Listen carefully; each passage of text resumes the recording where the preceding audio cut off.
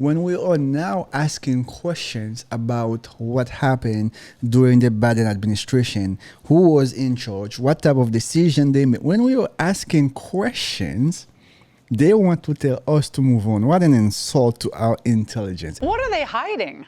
Well, we finally heard from Biden's longtime doctor, Kevin O'Connor, sort of. He appeared before the House Oversight Committee for his deposition regarding questions about President Biden's mental fitness. And we just got our hands on the video.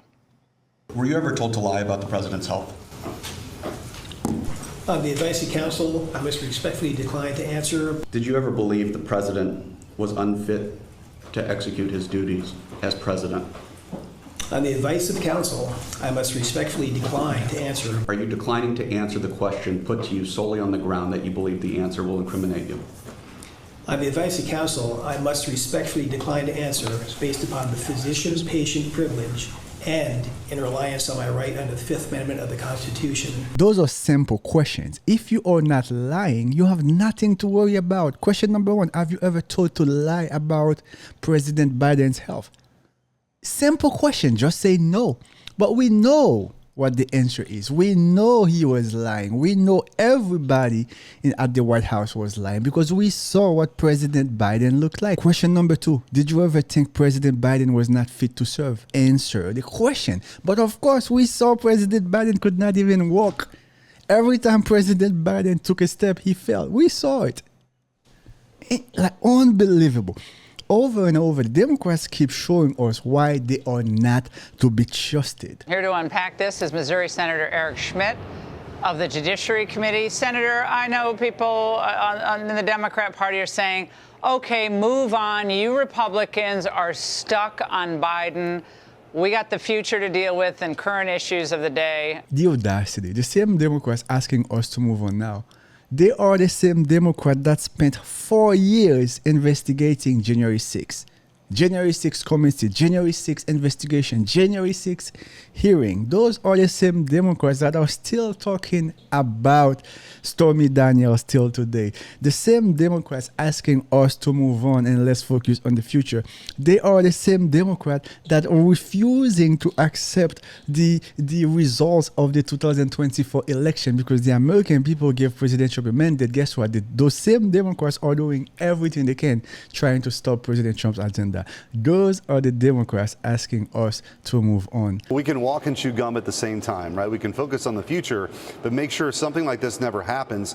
When I talk to like real people in real America, Laura, back in Missouri, this is something that they're asking about all the time. Who is actually running the country? You've had whistleblowers come forward who said that Joe Biden got lost trying to find the bathroom in the West Wing, and like who's in charge of the auto pen, and look at all the decisions President Trump's had to make in the last 2 or 3 weeks with Iran and NATO and the big beautiful bill. You need someone in full, like all of their capabilities at their disposal in the Oval Office. Clearly that wasn't happening with Joe Biden, and I think we're dealing with one of the biggest scandals and one of the biggest cover-ups we've ever seen in this country, and we're over target, and we should not let this thing go. This is an insult to the American people.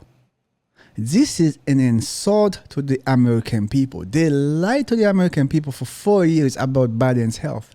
And then they handpicked Kamala Harris to go in the general election. This is an insult to democracy. We've all seen the videotape. We can rack it up of Biden, struggling to get off a stage, freezing, it would seem, as other people are moving. Falling up the stairs. I mean, people slip. I get that. It's not the end of the world. But there are just too many instances. And then, of course, the disastrous debate. And then we find out somebody was running the auto pen. And we don't have any definitive answers on that. So right, and I was going to say, the subcommittee that I'm chairing on the Judiciary Committee, we have now sent a special access request to the archivist to make sure there was a paper trail. There should be authorization for each time that auto pen is utilized. We're going to find out who is actually doing that, who is actually in charge. And never forget, Laura, I was at that first debate in the spin room. We were all watching this thing unfold in real time. The Democrats actually wanted the American people to believe that not only was Joe Biden competent to finish his term, but that he could have another 4 years. right? And only, when that debate performance was on full display, did they sort of circle the wagons and install in a coup Kamala Harris. The night of the debate, that was the moment God said, you know what, it is time to save America. We cannot allow this great country to go in the hand of Kamala Harris. Can you imagine, guys? Can you imagine where this country would be today with everything happening in the world? Can you imagine if Kamala Harris was in charge? Yo, I swear I would leave this country. I swear to God, I would leave this country. God protected America, man. God protected America. But they were willing to go along with this because of Trump derangement syndrome, because they were so obsessed with holding on to power.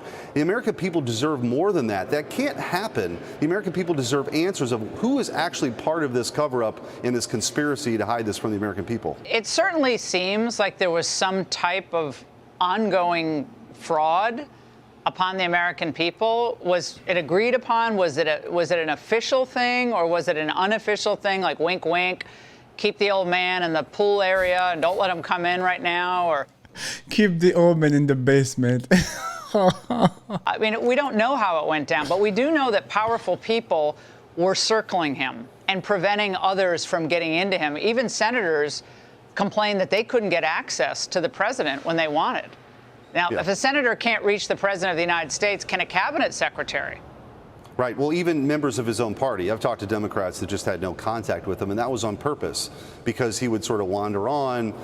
He would fall asleep. He lost his place in conversations. And I take no pleasure in this. I mean, if we all live long enough, these things happen. But this guy's the president of the United States. And this fraud that was perpetrated on the American people, can't go unchecked. And it's also important to remember the people who were actually in charge then were these radicals who were writing white papers on open borders. They actually did it. They allowed 20 million people in here while Joe Biden was asleep at the switch, quite literally. Exactly. Well, I don't know if it was 20 millions or it was close to 20 millions. And guess what? A lot of these people are not friends of this country. A lot of the people the Biden administration let come to this country, they do not love America. Yeah, real world consequences to the ongoing fraud. Anyway, guys, as always, thanks for watching. And of course, if you have not subscribed, go ahead and hit that subscribe button. And we reach 1,000 subscribers. We are happy. I know for many of you guys, 1,000 subscribers is not a lot, but trust me, for me, it's a lot. It's a lot. So I thank all of you guys. And of course, leave a comment. Let me know what you think. And I'll see you in the next video as I continue to call out all the nonsense from the Democratic Party, all the nonsense from the Biden administration. And remember, the truth shall set you free.